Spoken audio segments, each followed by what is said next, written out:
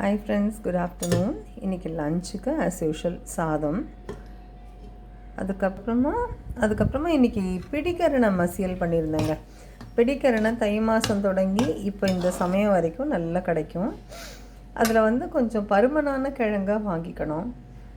அதை வாங்கினோடனே சமைக்கக்கூடாது. ஒரு 15 நாள் 2 வாரம் அதை அப்படியே வச்சிடணும். கூடையில் ஓப்பனாக ஃப்ரிட்ஜில் வைக்காமல் வெளியில் வச்சிடணும். அது நல்ல மேல் தோல் காஞ்ச உடனே அதுக்கப்புறமா அதை சமைச்சிங்கன்னா அதில் கொஞ்சம் கூட இந்த காரல் தன்மை, நாக்கு அரிக்கிறது, தொண்டை அரிக்கிறது அதெல்லாம் இருக்காது. நல்லா சமைச்சு சாப்பிட முடியும். அது மாதிரி இது குக்கரில் 2 விசில் வேக வச்சுட்டேன். அந்த 2 விசில் வேக வைக்கிற தண்ணியில் ஒரு நெல்லிக்காய் அளவு புளி போட்டுக்கிட்டேன்.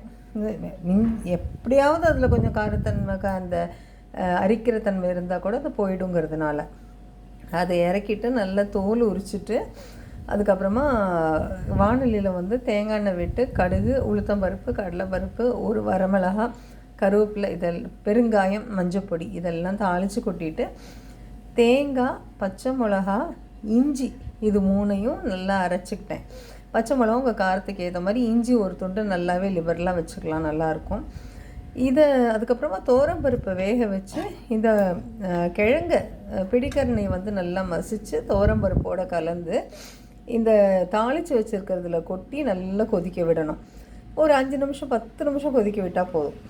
அதுக்கப்புறமா நான் அரைச்ச தேங்காய், இஞ்சி, பச்சை மிளகா எல்லாத்தையும் இதில் கொட்டி நிறைய மஞ்சப்பொடி போட்டு நல்லா கலந்து ஒரு 10 நிமிஷம் இதை கொதிக்க விட்டுட்டு இறக்கிடுங்க. இறக்கினதுக்கப்புறமா இதில் எலுமிச்சம்பழம், ஒரு ஃபுல் எலுமிச்சம்பழம் நான் புழிஞ்சிருக்கேன். ஏன்னா நான் 1/2 கிலோ கிழங்கு பண்ணினேன். அதனால் ஃபுல் எலுமிச்சம்பழம் புழிஞ்சிருக்கேன். உங்களுக்கு எவ்வளோ எலுமிச்சம்பழம் வேணுமோ டேஸ்ட்டுக்கு ஏற்ற மாதிரி புழிஞ்சுக்கோங்க. உப்பு போட்டுக்கோங்க. இதுதான் பிடிக்கரணை மசியல். சூப்பராக இருக்குங்க. ட்ரை பண்ணி பாருங்கள். நல்லா கையால் மசிச்சுட்டு அந்த கிழங்கை சேர்த்துக்கணும்.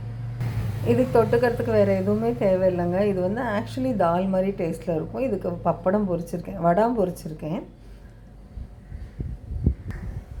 அப்புறமா தயிர். இதுதான் இன்றைக்கி நம்ம வீட்டு லன்ச் மெனு. ரொம்ப சிம்பிள் தாங்க. நான் நிறைய ஐட்டம்லாம் பண்ணுறதில்ல. வெயிலில் நின்று சமைக்க முடியலங்க. கிச்சனில் ரொம்ப கஷ்டமாக இருக்குது.